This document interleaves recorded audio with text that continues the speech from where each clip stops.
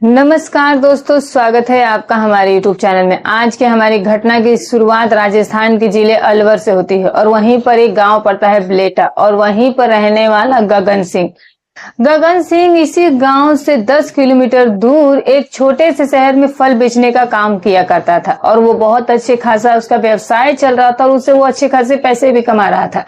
गगन इतने पैसे तो कमा ही लेता था जिससे कि इसके घर का गुजारा बहुत अच्छे से चल जाया करता था। लेकिन गगन में एक ही सबसे बड़ी कमी होती है कि गगन सिंह जो था वो सिगरेट पीने का आदी था। वो सुबह से लेकर के शाम तक कई बार सिगरेट के गस लगा लिया करता था। पैसे तो जरूर कमा रहा था लेकिन स्वास्थ्य बहुत खराब कर चुका था। गगन के परिवार में इसकी पत्नी होती है जिसका नाम रीना होता है। रीना जो कि दिखने में काफी सुंदर महिला थी, लेकिन वो हर समय अपने घर के ही कामकाज में व्यस्त रहती थी। अब इसी घर में रेनू की एक देवरानी भी होती है जिसका नाम जो है वो कंचन होता है। कंचन एक विधवा महिला थी और उसके पति की 3 साल पहले किसी कार दुर्घटना में मौत हो गई थी और फिर भी कंचन जो है वो दूसरी शादी नहीं करती है, बल्कि वो अपनी जेठानी के साथ इसी घर में रहना शुरू कर देती है और इस तरीके से इनके परिवार में सब कुछ ठीक ठाक चल रहा होता है। लेकिन दोस्तों, एक दिन ऐसा भी दिन आ जाता है जब एक दिन सुबह के 8 बजे के आसपास का वक्त हो रहा था और उस दिन गगन की तबीयत बहुत खराब हो जाती है। गगन अपनी पत्नी से कहता है कि लगता है कि मुझे हॉस्पिटल दिखाने जाना पड़ेगा। उसके बाद जो रेनू होती है वो अपने पति को लेकर के पास के ही हॉस्पिटल में जाती है, जहां पर डॉक्टर है वो गगन का मेडिकल चेकअप करते हैं। जैसे ही इसका मेडिकल चेकअप करके रिपोर्ट आता है तभी डॉक्टर जो है वो गगन को बताते हैं कि तुम बहुत ज्यादा धूम्रपान करते हो और इसी वजह से तुम्हारे फेफड़ों में बहुत बड़ी कमी आ गई है। तुम अब काफी ज्यादा इससे बीमार रहने लगोगे अगर ऐसे ही तुम ये सब चीजें पीते रहे तो। इसके बाद डॉक्टर जो है गगन को सलाह देते हैं कि तुम्हें घर पर रहकर अब आराम करना है और सिगरेट को हाथ भी नहीं लगाना है। इस तरह से अब गगन जो है वो कुछ दवाइयां लेता है और दवाइयां लेने के बाद अब पति और पत्नी जो दोनों थे वो अपने घर पर आते हैं। कई दिनों का वक्त बीत जाता है, लेकिन रेनू और देवरानी कंचन काफी ज्यादा परेशान थी। रेनू जो थी वो कंचन को बताती है कि घर में कमाने वाले तो सिर्फ मेरे पति हैं और कोई है भी नहीं और कोई हमारे पास कमाई का दूसरा जरिया भी नहीं है। उसी समय रेनू का जो पति होता है गगन, वो उससे कहता है कि रेनू एक काम करो कि तुम ही अब मेरे दुकान पे जाना शुरू कर दो और फिर वहां पर जाने के बाद तुम ही अब फल बेचना शुरू कर दो, वरना तो फिर हम भूखे मरने लगेंगे। तभी रेनू अपने पति से कहती है कि ठीक है जी, फिर कोई बात नहीं, मैं अब कल से ही दुकान खोलना शुरू कर देती हूँ। और अब इस तरह से जैसे ही अगला दिन होता है तो सुबह के 9 बजे के आसपास रेनू जो है वो अपने घर से टिफिन लेती है और टिफिन लेने के बाद वो पास के ही नजदीकी शहर में चली जाती है और वहां पर जाने के बाद वो ठेले लगाकर फल बेचना शुरू कर देती है। 2-4 ग्राहक भी आते हैं, फल खरीदते हैं और चले जाते हैं। लेकिन थोड़ा सा वक्त गुजर जाने के बाद वहां पर एक पुलिस दरोगा आता है और इस पुलिस दरोगा का नाम सोहन लाल होता है। सोहन लाल की नजरें जैसे ही रेनू की खूबसूरती पर पड़ती है तो जो सोहन होता है वो अपने आप पर काबू नहीं रख पाता है। सोहन जो है वो उसी समय रेनू के पास जाता है और जाकर के रेनू से कहता है कि मुझे 2 किलो सेब खरीदने हैं और इसके बाद रेनू जो है वो उसे फल देती है और इसके बदले में वो उसे पैसे देता है। लेकिन सोहन जो था वो इस महिला की खूबसूरती को लगातार घूरे ही जा रहा होता है। सोहन के नियत में कमी आ चुकी थी, लेकिन जो सोहन था वो फिर भी इस महिला रेनू से कहता है कि एक काम करो कि तुम मेरा फोन नंबर ले लो, अगर तुम्हें कभी कोई परेशानी हो, यहाँ पर कोई तुम्हें तंग करे तो तुम मेरे पास एक फोन कॉल कर देना, मैं कुछ ही मिनटों में तुम्हारे पास आ जाऊंगा। तभी रेनू भी यही सोचती है कि ये तो बहुत ही अच्छा पुलिस वाला है, लेकिन रेनू नहीं जानती थी कि यही सोहन लाल जो था वो इसके साथ भविष्य में जाकर बहुत बड़े कांड करने वाला था। इस तरह से सोहन लाल अपना इसे फोन नंबर देता है और रेनू जो है वो इससे इसका फोन नंबर लेती है और फिर ये जो सोहन होता है दोस्तों यहाँ से चला जाता है। लेकिन जैसे ही 20 मिनट का वक्त बीता है तो फिर वहां पर 2 लड़के आते हैं। अब दोनों लड़के आ करके कहीं ना कहीं ये मनचले टाइप के लड़के थे। अब दोनों लड़के 1 दर्जन केले खरीदते और वहीं पर बैठ करके खाना शुरू कर देते हैं और जब ये महिला इन दोनों लड़कों से इन केले के बदले में पैसे मांगती है तो दोनों ही लड़के पैसे देने से मना कर देते हैं। कहते हैं कि हमारे पास पैसे है ही नहीं और अगर पैसे होते भी तो भी हम तुम्हें पैसे नहीं देते। इसके बाद ये जो महिला है वो काफी ज्यादा परेशान हो जाती है कि वो क्या करे। इसके बाद जो रेनू है वो काफी परेशान होकर के थक हार करके आखिरकार सोहन के पास फोन करती है और उससे कहती है कि मेरे ठेले पर 2 लड़के आए हुए हैं और उन्होंने 1 दर्जन केले भी खरीद कर खा लिए हैं और अब दूसरा दर्जन भी मांग रहे हैं, लेकिन पैसे देने का वो नाम नहीं ले रहे हैं। और इसके बाद तभी सोहन लाल कहता है कि ठीक है, मैं 2 मिनट में वहां पर आता हूँ।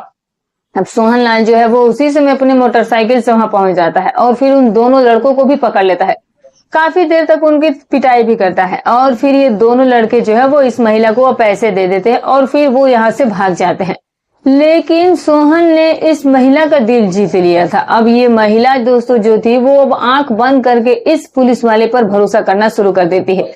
सोहन भी इसे हर रोज फल खरीदने के बहाने इसके ठेले पर आया जाया करता था, इससे बातचीत किया करता था और इसका मन वो जीत रहा था। इस तरीके से कुछ दिन का वक्त गुजरने के बाद एक तारीख ऐसी भी आती है दोस्तों जिसमें सुबह के तकरीबन 11 बजे के आसपास का समय हो रहा होता है और जो ये रेनू थी वो अपने ठेले लगा करके फल ही बेच रही होती है।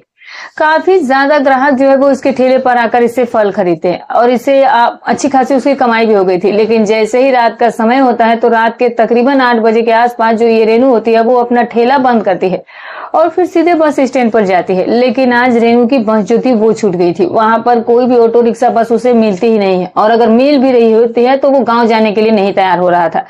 अब जो परेशान होकर के ये महिला होती है वो सीधे ही पुलिस दरोगा के पास फोन करती है, सोहन के पास, और उससे कहती है कि आज मेरी बस छूट गई है और कोई भी ऑटो रिक्शा गांव में जाने के लिए तैयार नहीं है। तभी सोहन कहता है कि तुम किसी बात की फिक्र मत करो, मैं अभी तुम्हारे पास अपने बाइक लेकर आता हूँ और तुम्हें तुम्हारे घर तक छोड़कर आता हूँ। और इसके बाद जो सोहन लाल होता है वो अपने पुलिस थाने से मोटरसाइकिल लेकर के बाहर निकलता है। थोड़ी ही देर में वो रेनू के पास पहुंच जाता है और रेनू से कहता है कि मैं तुम्हारे लिए कोल्ड ड्रिंक भी लेकर आया हूँ, तो तुम जल्दी से पी लो और चलो बैठ जाओ, फिर मैं तुम्हें तुम्हारे गांव में छोड़ करके आता हूँ। रेनू जो थी वो एक सीधी सादी महिला थी तो वो भी उस कोल्ड ड्रिंक को पी लेती है, लेकिन वो ये नहीं जानती थी कि इस कोल्ड ड्रिंक के अंदर उस व्यक्ति ने नशीला पदार्थ मिला दिया था।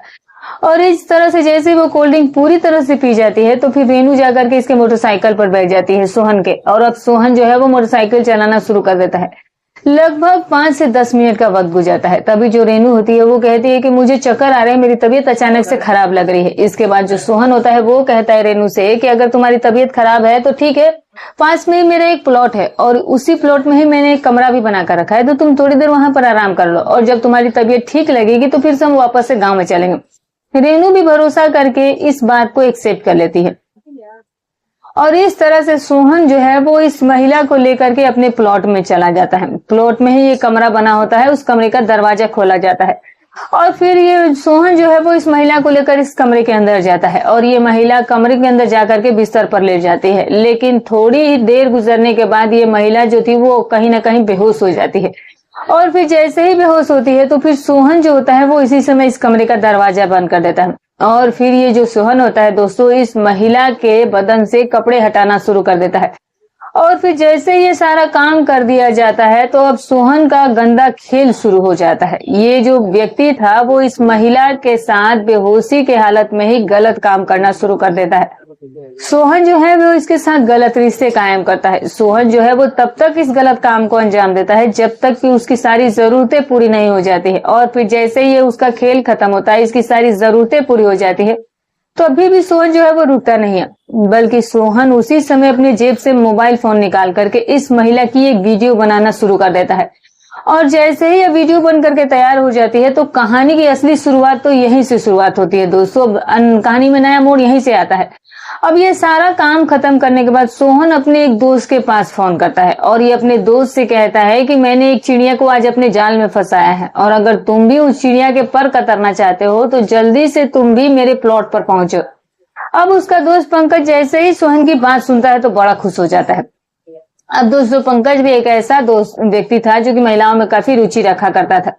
पंकज भी उसी समय अपनी बाइक निकाल करके 20 मिनट के अंदर उस प्लॉट पर पहुंच जाता है और फिर कमरे के दरवाजा खटखटाता है। सोहन लाल जो होता है वो कमरे का दरवाजा खोलता है और फिर इसके साथ पंकज बैठ जाता है। लेकिन तभी सोहन कहता है कि पंकज ये थोड़े से पैसे पकड़ो और पहले जाकर के शराब खरीद कर लाओ और फिर हम पूरी रात यहीं पर बिताएंगे।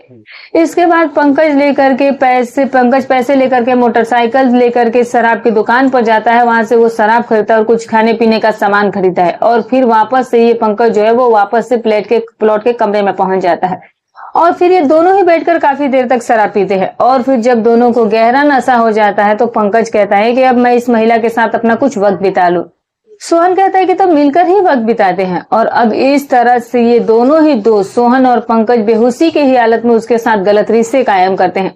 ये दोनों तब तक उस गलत काम को अंजाम देते हैं जब तक इन दोनों की सारी इच्छाएं जो है वो पूरी नहीं हो जाती हैं और फिर जब जब इन दोनों के सारा काम खत्म होता है तो फिर जो ये सोहन और जो ये पंकज होते हैं वो इस कमरे के ही अंदर बैठ करके दोबारा से शराब का सेवन करना शुरू कर देते हैं। लगभग रात के अब 3 बज चुके होते हैं। तभी उसी समय रेनू की आंख खुल जाती है। जैसे ही रेनू की आंख खुलती है तो उसके होश उड़ करके रह जाते हैं। रेनू देखती है कि उसके शरीर पर एक भी कपड़ा नहीं था, वो बिल्कुल ही निर्वस्त्र हालत में थी। और अपनी ऐसी हालत को देख करके रेनू तुरंत अंदाजा लगा देती है कि इस व्यक्ति ने ही उसके साथ गलत काम किया है। और इसके बाद रेनू जो है वो सोहन और पंकज को गालियां देना शुरू कर देती है। लेकिन तभी सोहन कहता है कि तुम मुझे ऐसे बकवास नहीं कर सकती हो, मुझे ऐसे सुना नहीं सकती हो। अब सोहन जो है वो अपना रंग दिखाना शुरू करता है। अब वो उसी समय अपने मोबाइल फोन निकाल करके उसके सामने रख देता है। और जब रेनू अपनी वीडियो को उस मोबाइल में देखती है तो उसके होश उड़ के रह जाते हैं। रेनू कहती है कि तुमने मेरे साथ विश्वासघात किया है। लेकिन सोहन कहता है कि मैं तो पहले भी बहुत सारी महिलाओं के साथ ऐसा कर चुका हूँ, अब तेरी साथ भी ये सारी उम्र होगा जब तक हम चाहेंगे। अब इस तरह से सोहन जो है वो इस पूरे काम को खत्म करने के बाद इस महिला से कहता है कि चल अब तुझे घर तक छोड़ देता हूँ। इसके बाद जो ये सोहन होता है वो अब अपनी मोटरसाइकिल लेता है और इस महिला को उस बाइक पर बैठाकर इसके गांव तक वो छोड़ करके आता है। अब जैसे ये महिला अपने घर पर पहुंचती है तभी इसका पति इससे पूछने लगता है कि तुम आज इतनी देर इस घर पर क्यों पहुंचेगी, क्या बात हो गई थी। तभी ये महिला जो है वो झूठ का सहारा लेती है, कहती है कि बाहर बरसात हो रही थी तो इसीलिए मैं अपनी सहेली के घर पर रुक गई थी और फिर जाकर के मैं अपने घर लौटी हूँ जब बारिश रुकी है। और इस तरह से झूठ बोल करके ये महिला रेनू जो है वो अपने पति को भी धोखा दे देती है। इस तरह से अब पूरी रात गुजर जाती है। लेकिन जैसे ही अगला दिन आता है तो जो ये रेनू थी वो आज अपने ठेले पर नहीं जाती है, वो अपना दुकान नहीं खोलती है। 3-4 दिनों का वक्त बीत जाता है, रेनू फिर भी अपना ठेला नहीं खोलती है, घर पर ही थी। दूसरी तरफ सोहन अपने घर में ये सोचता है कि आखिर ये रेनू अपने दुकान पर आ क्यों नहीं रही है, क्या कुछ तो गड़बड़ है जरूर। और इसी तरह से कई दिनों का वक्त बीता है। और इतना वक्त गुजरने के बाद फिर एक दिन ऐसा भी आता है दोस्तों कि एक दिन सुबह के तकरीबन 11 बजे के आसपास का वक्त हो रहा था। सोहन अपने पुलिस स्टेशन में बैठा था। उसी समय वो सोचता है कि क्यों ना रेनू के घर पर एक बार जाकर पूछता हूँ, देखता हूँ कि आखिर बात क्या है कि वो दुकान क्यों नहीं आ रही है, दुकान क्यों नहीं खोल रही है। उसी समय सोहन लाल जो है वो अपनी मोटरसाइकिल निकालता है और सीधे ही रेनू के गांव में आ जाता है। रेनू के घर का दरवाजा खटखटाता है, लेकिन रेनू जो है वो अपने घर का दरवाजा नहीं खोलती है, बल्कि रेनू की देवरानी कंचन आकर के घर का दरवाजा खोलती है। और कंचन तभी देखती है कि उसके सामने एक पुलिस दरोगा खड़ा होता है। अब कंचन जैसे इसे देखती है तो वो घबरा जाती है, लेकिन सोहन की नजरें जैसे ही कंचन की खूबसूरती पर पड़ती है तो फिर ये जो सोहन था वो अपने मन में ये सोचने लगता है कि ये महिला तो रेनू से भी ज्यादा खूबसूरत है, तो क्यों ना इसे भी अपने जाल में फंसा लिया जाए। अब इस तरह से कंचन की खूबसूरती को देखते हुए ये जो सोहन लाल होता है वो कहता है कि एक्चुअली मैं रेनू से मिलने आया था, रेनू का ठेला जो है वो चोरी हो गया है तो मैं उसे नया ठेला खरीद कर देना चाहता हूँ। और इस तरह से ये 2 बातें कहने के बाद ये जो सोहन होता है इसके घर के अंदर प्रवेश कर जाता है। वो सीधा ही रेनू के पास जाता है और रेनू से कहता है कि तुम अपनी दुकान पर क्यों नहीं आ रही हो। रेनू बताती है कि आजकल मेरी तबीयत ठीक नहीं रहती है और इसीलिए मैंने दुकान खोलना बंद कर दिया है। लेकिन सोहन जो था तभी वो इस महिला से कहता है कि मुझे तुमसे कुछ बहुत जरूरी बात करनी है, तो चलो किसी अकेले जगह पर चलते हैं। और इसके बाद रेनू और सोहन जो है वो दोनों ही दूसरे अकेले कमरे में जाते हैं। और इसके बाद सोहन कहता है कि मैं तुमसे मिलना चाहता हूँ, तुम्हें मेरे प्लॉट पर आना होगा वहां पर। तभी रेनू कहती है कि आजकल मेरी तबीयत ठीक नहीं रहती है तो मैं कहीं भी नहीं जाऊंगी। लेकिन उसी समय सोहन कहता है कि तेरे घर में ये खूबसूरत महिला कौन है। तभी रेनू बताती है कि ये मेरी देवरानी है। सोहन लाल कहता है कि फिर इसी महिला को आज रात को मेरे प्लॉट वाले कमरे में भेज दो। रेनू जैसे ही सोहन की सारी बातों को सुनती है तो इसके पैरों के नीचे से जमीन खिसक जाती है। रेनू कहने लगती है कि मैं अपनी देवरानी को कभी भी वहां पर नहीं भेजूंगी। लेकिन इसके बाद सोहन जो है वो इस महिला को धमकी देता है, डराता है, कहता है कि तुम्हारी वीडियो मेरे पास है और अगर तुमने इसे मेरे पास नहीं भेजा तो फिर मैं तुम्हारी वीडियो को इंटरनेट पर वायरल कर दूंगा। और इस तरह से सोहन लाल जो है वो रेनू को ब्लैकमेल करना शुरू कर देता है। रेनू भी इसकी सारी शर्तों को मान लेती है। वो कहती है कि ठीक है, फिर कोई बात नहीं, मैं आज रात को कंचन को तुम्हारे प्लॉट पर भेज दूंगी। और इस तरह से सोहन घर से बाहर निकल करके अपनी मोटरसाइकिल के माध्यम से वापस से पुलिस थाने में चला जाता है। जैसे ही शाम के 7 बजे के आसपास का वक्त होता है तो फिर जो ये रेनू होती है वो अपनी देवरानी से कहती है कि कंचन, दरअसल बात यह है कि आज इनकी पूरी बेटे की जन्मदिन है और मेरी तबीयत ठीक नहीं है, तो ऐसा करो कि तुम आज इसके घर पर जाओ और जैसे इसके बेटे का जन्मदिन मना लिया जाएगा तो फिर ये पुलिस वाला तुम्हें घर छोड़ देगा। अब कंचन भी खुश हो जाती, कहती है कि ये तो बहुत ही भले इंसान है, तुम्हारे लिए एक नया ठेला भी इन्होंने खरीद दिया है। और इस तरह से कंचन को भी इस पर काफी ज्यादा भरोसा हो गया था। अब जैसे ही शाम के 7 बजे के आसपास का वक्त होता है तो जो रेनू है वो अब सोहनलाल के पास फोन करती है और फिर उससे कहती है कि तुम मेरे घर पर आ जाओ और आकर के कंचन को साथ में ले जाओ। इस तरह से सोहनलाल खुश होकर के अपनी पुलिस स्टेशन से अपनी मोटरसाइकिल निकालता है और फिर उसके बाद वो इस महिला रेनू के गांव में फिर से चला आता है। कंचन जो थी वो पहले से ही जाने के लिए तैयार होकर के बैठी थी और इस तरह से सोहन जो है वो अब कंचन को अपनी मोटरसाइकिल पर बैठा करके अपने प्लॉट वाले कमरे पर लेकर जाता है और फिर प्लॉट के कमरे का दरवाजा खोला जाता है और सोहन जो है वो कंचन को लेकर इस कमरे में जाता है। लेकिन तभी कंचन कहती है कि आपका घर कहाँ पर है। तभी जो ये पुलिस दरोगा है वो कहता है कि मेरा घर यहाँ से बहुत दूर है और मैंने अपने प्लॉट वाले ही कमरे में अपने बेटे का जन्मदिन मनाने का अरेंजमेंट किया है। थोड़ी देर में मेरा बेटा भी यहीं पर आएगा और फिर हम जन्मदिन मनाएंगे और जन्मदिन मनाने के बाद मैं तुम्हें खुद जाकर के घर छोड़ दूंगा। लेकिन ये महिला जो थी ये नहीं जानती थी कि आज इसके साथ दरअसल होने वाला क्या था। इस तरह से ये सोहनलाल कमरे से बाहर निकल करके अपने दोस्त पंकज को फोन करता है। अब पंकज से ये कहता है कि आज एक दूसरी चिड़िया फंसी हुई है, अगर उसके भी पर काटना है तो जल्दी से मोटरसाइकिल लेकर के मेरे प्लॉट वाले कमरे पर पहुंचो, लेकिन कमरे पर आने से पहले बीच रास्ते में ही एक शराब का ठेका है तो तुम वहां से लेकर के ही आना। और इस तरह से पंकज जैसे ही अपने दोस्त की सारी बातों को सुनता है तो फिर वो उसी समय अपने घर से मोटरसाइकिल लेकर के अब सीधे ही ठेके की तरफ चल जाता है। शराब खरीदी जाती है, खाने पीने का सामान खरीदा जाता है और फिर पंकज ये सारा सामान लेकर के इस पुलिस दरोगा सोहनलाल के प्लॉट पर पहुंच जाता है और फिर दरवाजे पर आकर दस्तक देता है। सोहनलाल आकर कमरे का दरवाजा खोलता है और पंकज इस कमरे के अंदर प्रवेश कर जाता है। पंकज कहता है कि मैं सारा सामान खरीद कर लाया हूँ।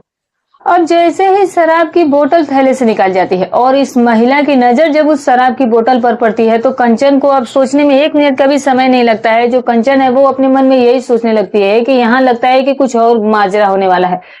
कंचन को अब कहीं ना कहीं उन पर शक होने लगा था।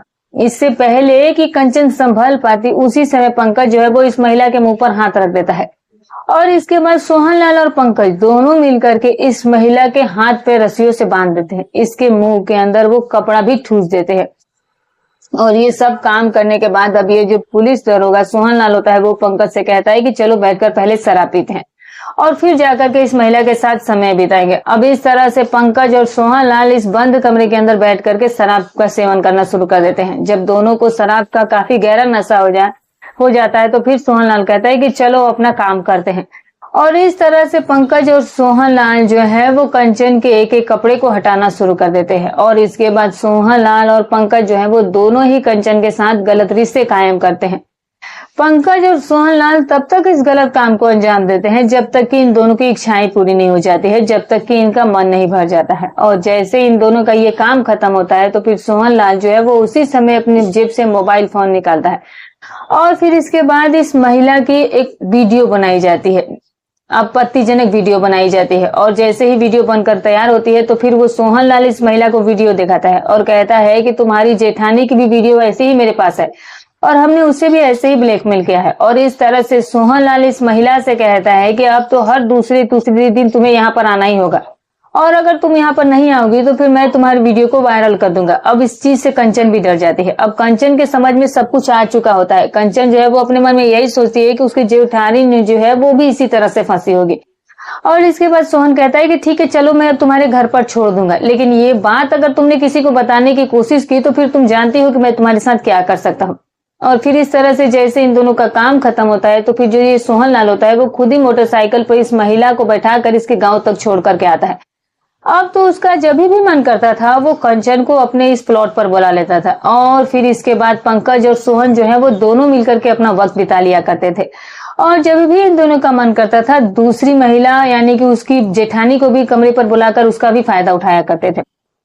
इसी तरह से इनका ये जो खेल था वो लगातार चल रहा था, ना कोई रोकने वाला ना कोई टोकने वाला और ना ही इन्हें किसी से डर था, क्योंकि इनके पास कहीं ना कहीं पता था कि महिलाएं कभी उनका विरोध नहीं कर पाएंगी और इस तरह से वो महिलाओं का फायदा उठा रहे थे। लेकिन अब कंचन और रेनू काफी ज्यादा परेशान और उदास रहने लगी थी। कंचन और रेनू ना तो पुलिस स्टेशन जाती है और ना ये बात वो किसी से शेयर करती है, यहाँ तक कि वो ये बातें जो है वो गगन को भी नहीं बताते हैं। और इस तरह से एक लंबा वक्त बीत जाता है और फिर आखिरकार कुछ महीनों के बाद एक दिन ऐसा भी आता है कि सुबह के 10 बजे के आसपास का वक्त हो रहा था। अब जो सोहन लाल होता है वो रेनू को फोन करता है और उससे कहता है कि आज रात को तुम्हें और कंचन दोनों को ही एक साथ मेरे प्लॉट पर आना होगा और फिर हमारे साथ वहां पर वक्त बिताना होगा।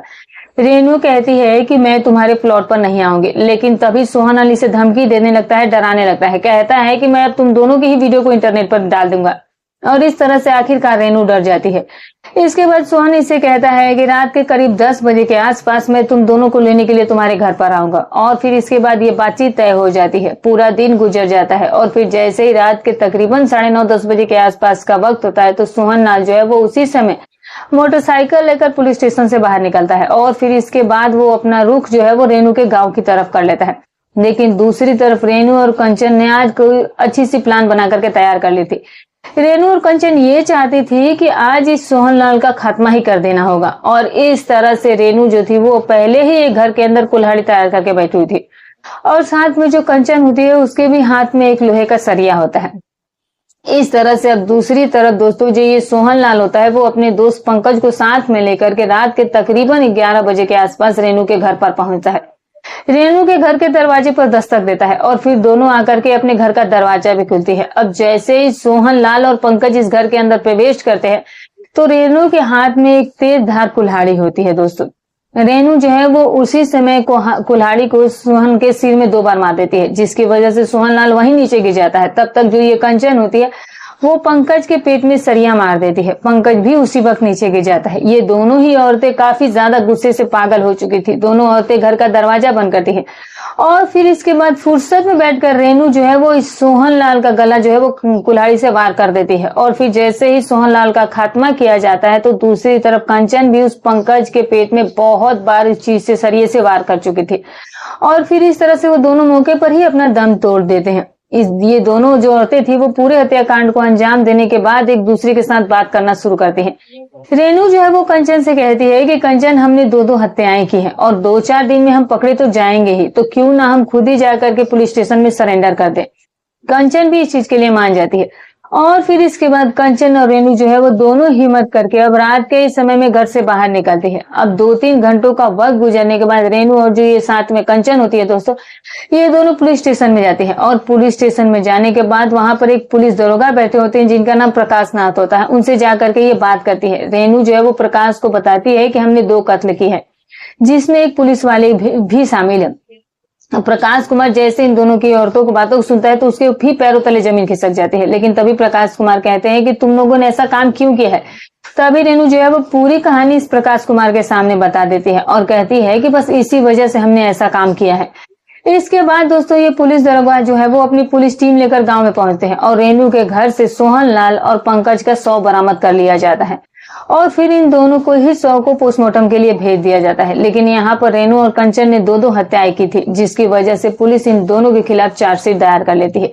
अब ये बात तो भविष्य के गर्भ में छिपी है कि जज साहब आखिर उन दोनों जेठानी और देरानी को क्या सजा देने वाले हैं। लेकिन दोस्तों इस पूरे घटनाक्रम के दौरान कंचन और रेनू ने जो कुछ पंकज के साथ किया और सोहन के साथ किया, क्या वो सही था या गलत था, कमेंट करके जरूर बताइएगा।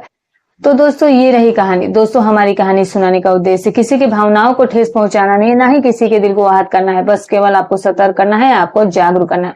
तो फिर मिलूंगी कल एक और नई घटनाक्रम के साथ। तब तक अपना और अपने परिवार